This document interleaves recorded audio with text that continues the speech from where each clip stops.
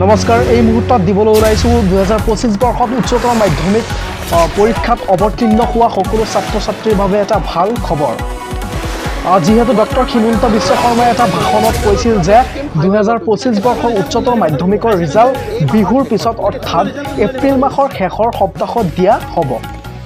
উচ্চতৰ মাধ্যমিকৰ ৰিজাল্ট সম্পৰ্কে বহুতো নিউজ চেনেলবিলাকত বহুতো ভুৱা বাতৰি প্ৰচাৰ হৈ আছে ৰাইজৰ মাজত কিন্তু আপোনালোকে এই বাতৰিবিলাক বিশ্বাস নকৰিব কাৰণ এই বাতৰিবিলাক সম্পূৰ্ণ ভুৱা বাতৰি এতিয়াও অফিচিয়েলি কোনো আপডেট আমাৰ মাজত অহা নাই ইয়াৰ চাওক ৰণোজ পেগুৰ টুইট আমি তুলি ধৰিছো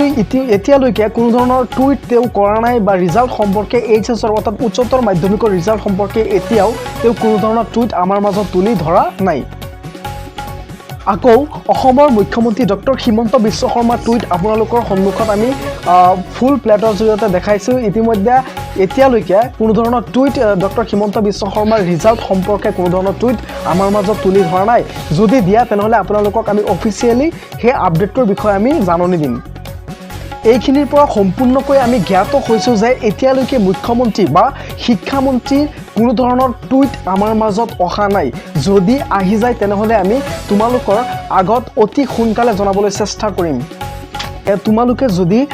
আমাৰ এই চেনেলটোৰ নতুনকৈ যোগদান কৰিছা তেনেহলে আমাৰ এই চেনেলটো তোমালোকে সাবস্ক্ৰাইব কৰি থৈ দিবা আৰু যদি অফিচিয়েলি অৰ্থাৎ উচ্চতৰ মাধ্যমিকৰ ৰিজাল্ট সম্পৰ্কে অফিচিয়েলি ডক্টৰ হিমন্ত বিশ্ব শৰ্মা বা ৰণোজ পেগুৱে কোনো ধৰণৰ আপডেট দিয়ে তেনেহলে আমি তোমালোকক সকলোতকৈ আগত জনাবলৈ চেষ্টা কৰিম ধন্যবাদ